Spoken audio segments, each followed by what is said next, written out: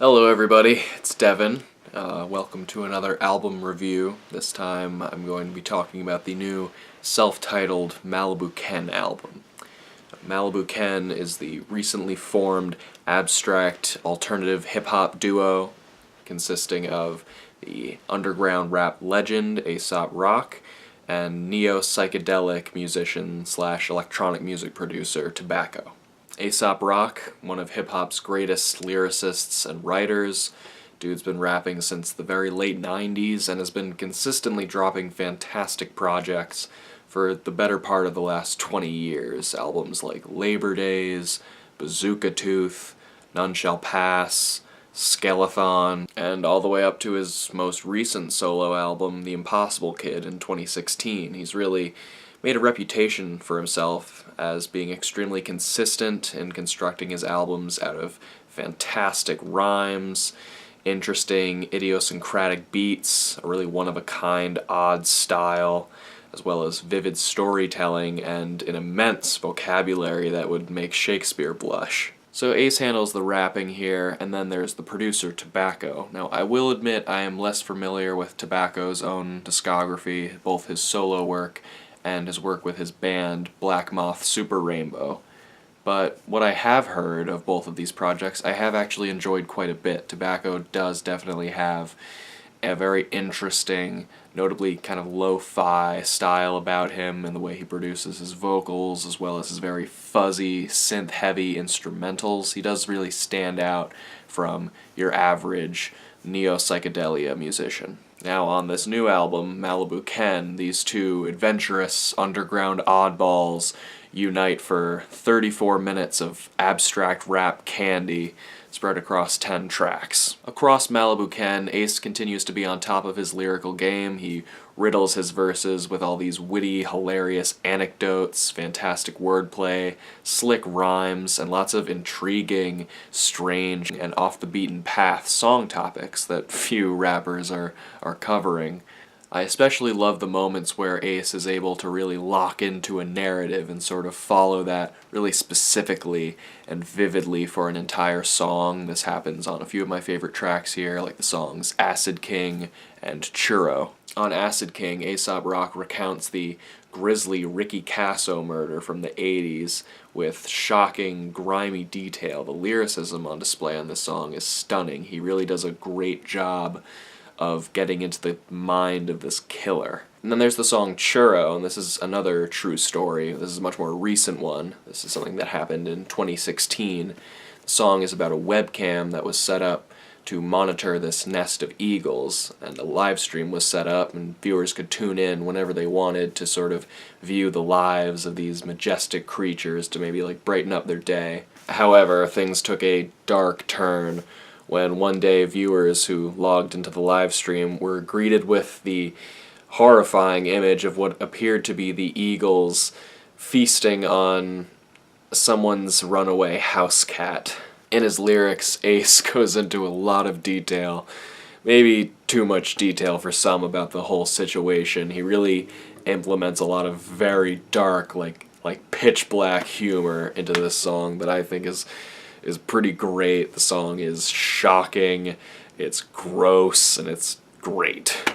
And then there are still many other less strictly narrative songs that manage to be just as clever, entertaining, witty, and deft in their lyricism.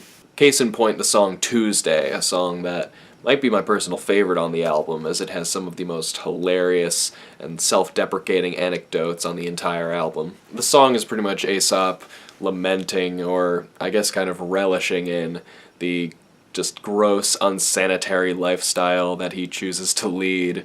Like at the very beginning of the song, he says his neighbor found a mushroom growing inside of his car, which is just an awesome, hilarious image. I also love the line where Ace compares his posture to that of someone who works in a bell tower. I also love the whole passage where he's saying that he can't even take care of a cactus when he's present, and cacti are notoriously resilient plants, but he manages to kill it.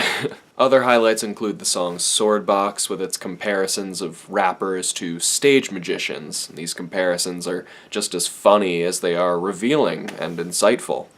As well as the song 1 + 1 = 13, which is a really fantastic deconstruction of superstition. Some of my favorite lines on the whole album appear here. Very witty, sharp song.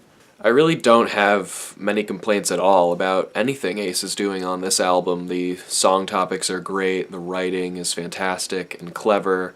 There are a few songs, like I guess on the track Save Our Ship, where the chorus melody, like the hook, is a little bit awkward, but I mean, that's never really been what Ace's music is about. You never really listen to an Aesop Rock album for the hooks.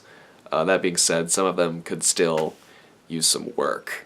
But other than that, I think Ace did a fantastic job. So now let's talk about the production. Across the album, Tobacco constructs his beats out of electronic drums, fuzzy analog synthesizers, and gummy bass, as well as some organs and other little samples appearing on some of the tracks. These instrumentals really complement Ace's oddball style and delivery very well throughout the album. I think their styles really gel very nicely and seamlessly here. Some instrumental production highlights on Malibu Ken include the incredible layered beats and synthesizers and really winning chorus on the opener Corn Maze, as well as the shuffling rhythms on the aforementioned Tuesday. I also love the gurgling bass line and really climactic outro that Tobacco pulls off on the song Acid King. And the closer Purple Moss stands as another favorite for me for its very nice, refreshing, chilled out vibe, and the looming guitar notes that sort of hang in the mix in a very beautiful way. So while I do enjoy a lot of the production here and the majority of the tracks, there are some elements of Tobacco's production that I'm not totally in love with. Mainly, while his style is super distinct and interesting, he doesn't tend to switch up his style all that much. It's kind of one note. It kind of becomes a little bit predictable by the end of the album. He also implements the very psychedelic, trippy vocal effects from his own solo work into this album, into a lot of the choruses here, to mixed results. On the one hand, I think they're used very well on the opener Corn Maze. They really give that hook a lot of oomph, a lot of power, and I also like the kind of like sass coming through on the chorus of Dog Years when he's like, "You're so cheap." It's kind of great. And going back to Purple Moss, I think the very reserved, tasteful usage of these effects goes over quite well here. Other times though, like on the song Tuesday, when I hear the effects come in, they don't really add a ton to the song for me. They just kind of overstuff the mix with maybe one sound too many. So in general, I was very happy with the production. I do like it quite a lot. I just wish the vocal effects had maybe been toned down and maybe used a little bit less on some of the songs. And I wish there had been some more variety injected overall. Because, I mean, with the beats being kind of repetitive and Aesop Rock being one not to switch up his delivery all that much, the middle stretch of this album can run a little bit samey. That being said though, Malibu Ken is still decked out with enough fantastic rhymes, creative beats, really strange, interesting song topics for me to warrant it a really strong recommendation. Even though the style is a little bit repetitive, it is still undoubtedly this album's style. I do think everything they're working with here is unique enough for it to really stand out on its own without them having to change it up all that much. And I think that's in large part due to the album's kind of brief length. It's only 10 tracks. It's only 34 minutes. If we got maybe a 40-minute album or a 50-minute album, then it might have overstayed its welcome a little bit, but for what this is, I do think Malibu Ken is a very concise, fun, and super entertaining oddball rap project. It's just a supremely weird, cohesive, and hilarious collaborative album that I got a lot out of, personally. So I really enjoyed it. For a score, I'd probably give it like a 7.5 or an 8 out of 10. Probably an 8. Probably an 8. This was a very, very good album. So yeah, totally enjoyed it. Check it out. Please check out some of Aesop Rock's other stuff if you haven't already. Same with Tobacco. They got some good stuff. And again, thank you for watching. Hope you check out this album. Hope you like it. And just thank you so much for watching, and I hope to see you in the next video.